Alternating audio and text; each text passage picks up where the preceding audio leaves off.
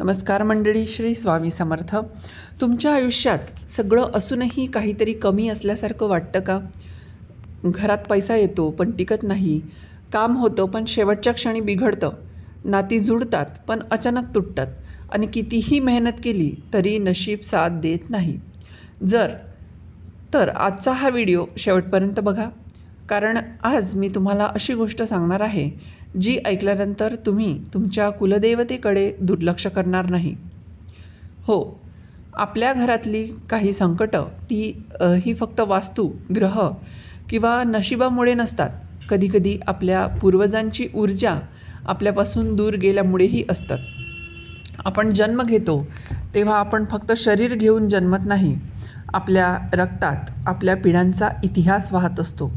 तुमचा चेहरा, तुमचा स्वभाव, तुमचं नशीब आणि अगदी तुमची श्रद्धासुद्धा, ही सगळी काहीतरी अचानक तयार झालेली गोष्ट नसते. ती आपल्या पूर्वजांकडून आलेली असते. आणि म्हणूनच हिंदू संस्कृतीत कुलदेवता ही फक्त एक देवता नसते, ती आपल्या संपूर्ण वंशाची ऊर्जा असते. पूर्वीचे लोक गरीब होते पण श्रद्धेने श्रीमंत होते. स्वतः उपाशी राहिले पण देवाचा दिवा विझू दिला नाही. रात्रभर पायपीट केली, डोंगर चढले, फक्त एका शक्तीसमोर नतमस्तक होण्यासाठी. कारण त्यांना माहिती होतं हीच शक्ती आपल्या पुढच्या पिढीचं रक्षण करणार आहे. आणि म्हणून आजही अनेक लोक सांगतात, कुलदेवतेला गेल्यावर आयुष्य बदलायला लागतं. काहींच्या घरात पैसा यायला लागला, काहींची लग्न जुळली, तर काहींची वर्षानुवर्ष अडकलेली कामं पूर्ण झाली.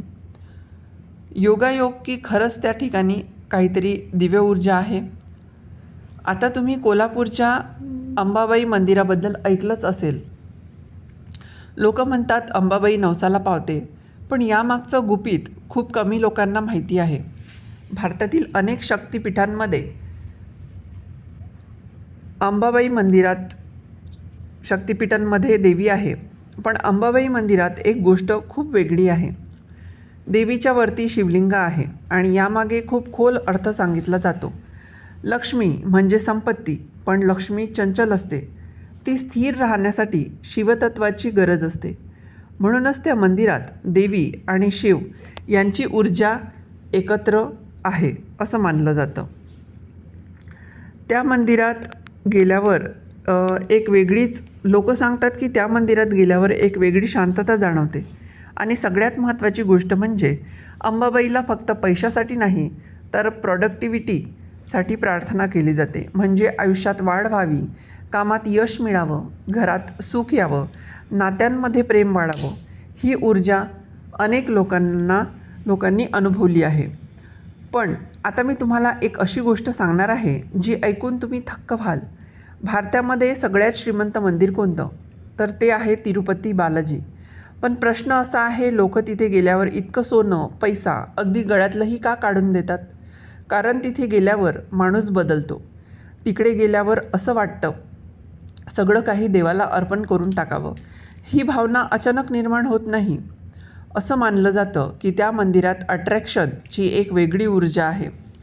जसं तिकडे पैसा आकर्षित होतो, तसंच श्रद्धेने जाणाऱ्या व्यक्तींच्या आयुष्यातही संधी आकर्षित व्हायला लागतात. आणि म्हणूनच तिरुपतीहून परत आल्यानंतर अनेक लोक म्हणतात, माझं नशीब बदलायला लागलं. काहींचा व्यवसाय वाढला, काहींच्या घरात सुख आलं, तर काहींच्या आयुष्यात पहिल्यांदाच शांतता आली.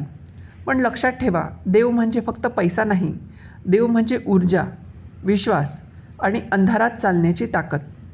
म्हणून पुढच्या वेळी मंदिरात जाल ना, तेव्हा फक्त मागू नका.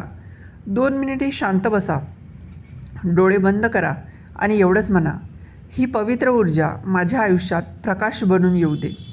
हे एवढं वाक्य तुम्ही आवर्जून म्हणा तिथे जाऊन. कदाचित तुमच्या आयुष्यातला सर्वात मोठा बदल तिथूनच सुरू होईल.